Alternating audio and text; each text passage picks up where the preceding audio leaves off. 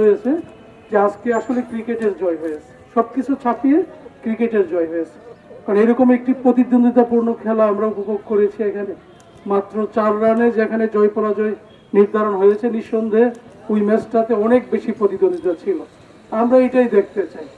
আমরা দেখতে চাই এই মাঠে আমাদের একটু আগে আলম ভাই বলছিলেন আমাকে যে আমাদের এই মাঠটা কিন্তু অনেক ঐতিহ্যবাহী একটা মাঠ। সার্কিট হাউস মাঠ অনেক ঐতিহ্যবাহী।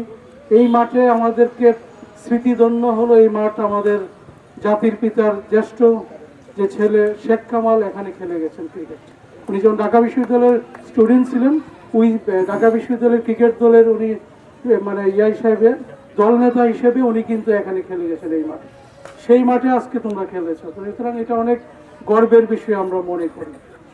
তো সেই স্পিরিটটাকে ধারণ করে আমরা দেখতে চাই যে আজকে যারা এখানে প্রতিযোগিতায় অংশ নিয়েছে, আমাদের মূল উদ্দেশ্য হলো এই টুর্নামেন্ট থেকে আগামী দিনের সাকিব আল হাসান, আগামী দিনের মাশরাফি মুর্তজা বেরিয়ে আসবে।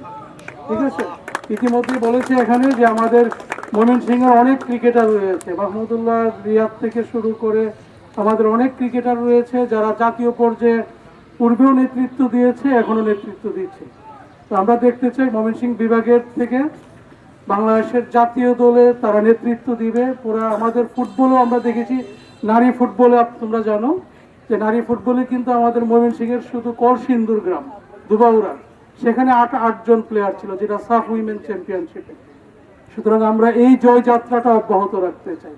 আমরা দেখতে চাই এখানে বেশিরভাগই তোমরা স্কুলের কোমল এখানে স্টুডেন্ট, আমরা জানি কোমলমতি ছাত্র এখানে তোমরা সবাই।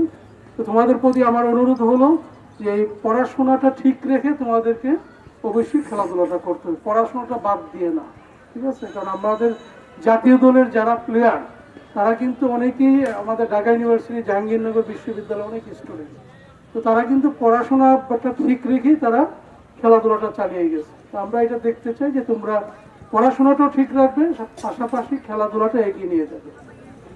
ক্রীড়াঙ্গনে তোমাদের যে নৈপুণ্যে আমাদের আগামী দিনের যে স্মার্ট বাংলাদেশ ভাস্বর হবে। স্মার্ট বাংলাদেশ কি শুধু প্রযুক্তি আর অর্থনীতিতে এগিয়ে গেলে হবে? সব কিছুতেই আমাদের এগিয়ে যেতে হবে।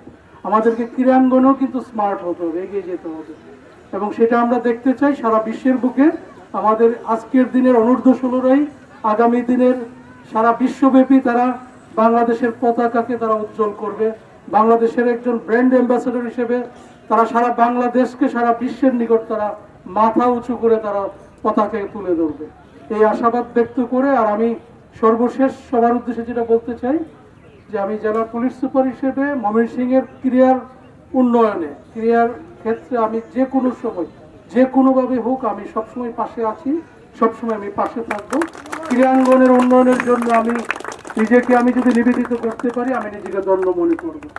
আজকের এই টুর্নামেন্টে যারা আয়োজক সবার প্রতি আমি ধন্যবাদ ও কৃতজ্ঞতা জানিয়ে আবারও সবাইকে শুভেচ্ছা অভিনন্দন জানিয়ে আমার বক্তব্য শেষ করছি। সবাই ভালো থাকবেন। আসসালামু আলাইকুম। জয় বাংলা, বাংলাদেশ চিরজীবী। ধন্যবাদ আমাদের অত্যন্ত গর্বের পুলিশ সুপার মহোদয়।